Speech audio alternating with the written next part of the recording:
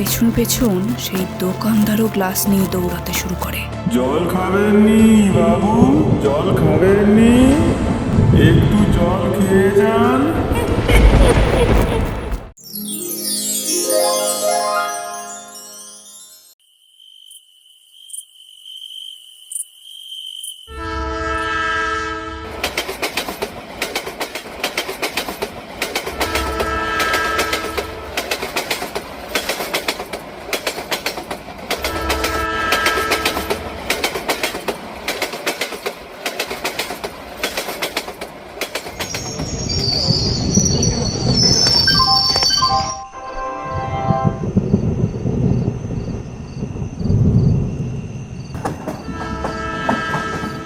ইস, বোনের বাড়ি যেতে যেতে অনেক দেরি হয়ে যাবে। এদিকে আকাশটাও তো পুরো মেঘে ছেয়ে গেছে।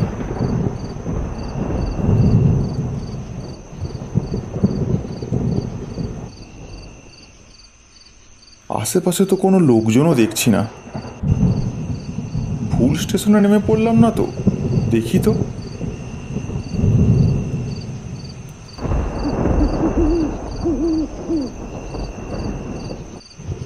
আরে, এই নামটাই তো বলেছিল।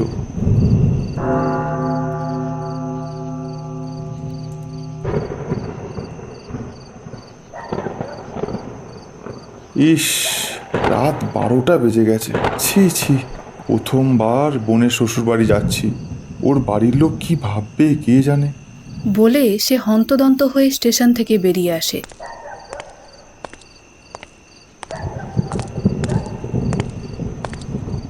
এদিক ওদিক তাকিয়ে দেখে কোনো ভ্যান বা রিক্সা কিছুই নেই।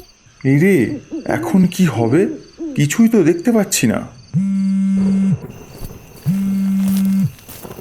হ্যালো, হ্যাঁ রে, এই নামলাম ট্রেন থেকে। তবে এখান থেকে যাবার জন্য কিছু ভ্যান বা টোটো কিছুই তো নেই রে।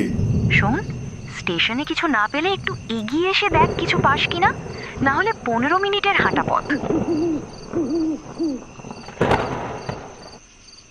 অগত্যা সে হাঁটতে শুরু করে।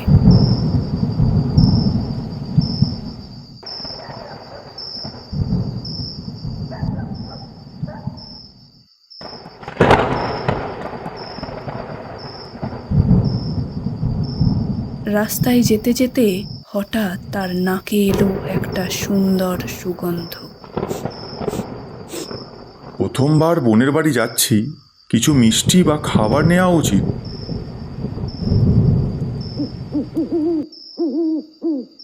কিন্তু এখানে গাছপালা ছাড়া তো আর কোনো দোকান দেখতে পাচ্ছি না, শুধু গাছ আর গাছ।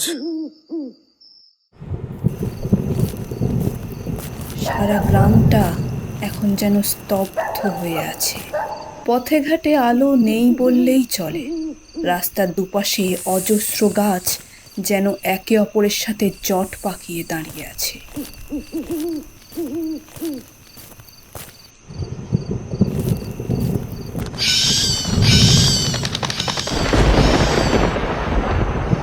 না না, আমাকে তাড়াতাড়ি পৌঁছতে হবে। আকাশের পরিস্থিতি আরও খারাপ হচ্ছে। কিন্তু এই দোকানটা কোথায়?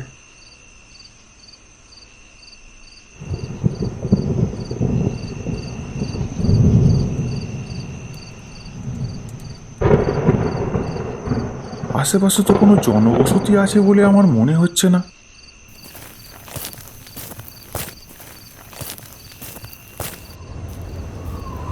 হঠাৎ পল্লবের চোখে পড়ল একটা রিক্সা। সে কিচ্ছু না ভেবে রিক্সার দিকে এগিয়ে গেল।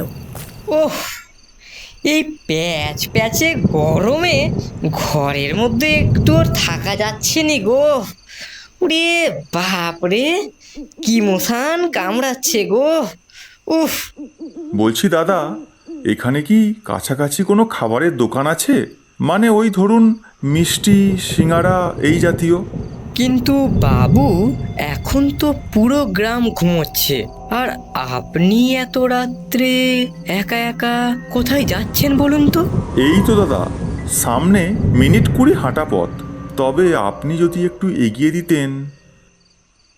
না না বাবু, আপনি এত রাত্রিবেলা এইভাবে একা একা যাবেননি।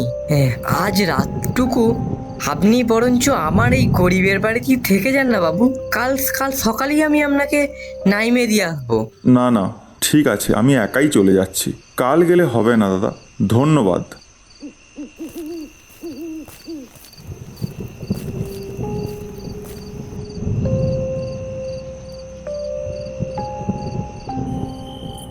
কিন্তু খাবারের সেই সুগন্ধ পল্লবের পিছু ছাড়ছে না।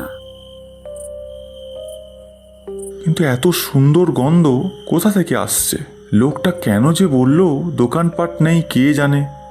বেশ কিছুটা দূরে একটা দোকান চোখে পড়ল পল্লবের।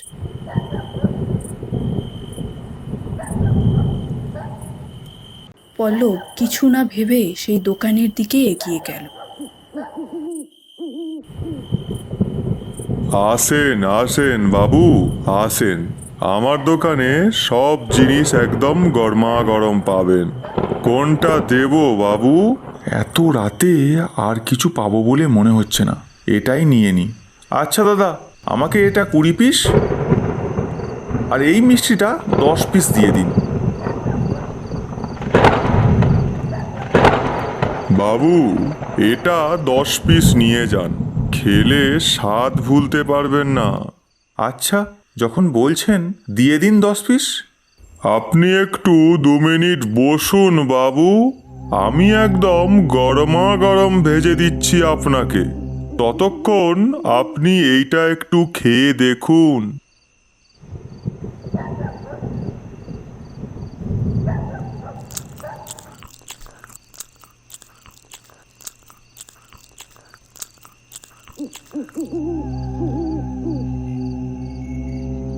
পল্লব খেতে খেতে হঠাৎ লক্ষ্য করে ওই দোকানি কোনো রকম হাতা না নিয়ে হাত দিয়ে গরম তেলের মধ্যে নাড়াচাড়া করছে।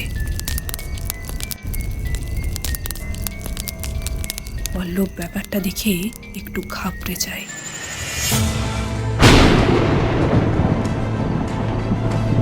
তখনই দোকানদার কিছু না দেখেই বলে ওঠে, কি হয়েছে? এত ঘামতেছেন কেন বাবু? জল খাবেন?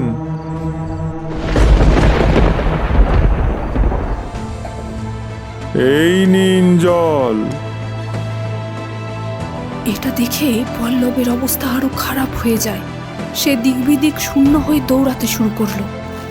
পেছন পেছন সেই দোকানদারও গ্লাস নিয়ে দৌড়াতে শুরু করে। জল খাবেননি বাবু? জল খাবেননি? একটু জল খেয়ে যান। পল্লব প্রাণপণে দৌড়তে থাকে। কিছু একটাতে পা লেগে সে পড়ে যায় এবং জ্ঞান হারায়।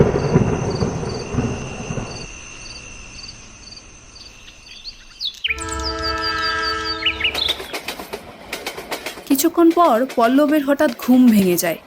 চোখ খুলে সে দেখে সে চলন্ত ট্রেনের ভেতরেই আছে। সে ধড়পড় করে উঠে বসে।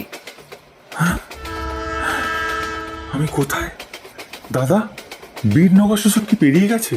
আরে না না দাদা, এর পরের স্টপেজটাই তো বীরনগর। দূর, ট্রেনটা যা দেরি করছে। রাত 10টায় ঢুকানোর কথা ছিল, সেখানে সকাল 10টা তো পেরিয়েই গেল। দূর।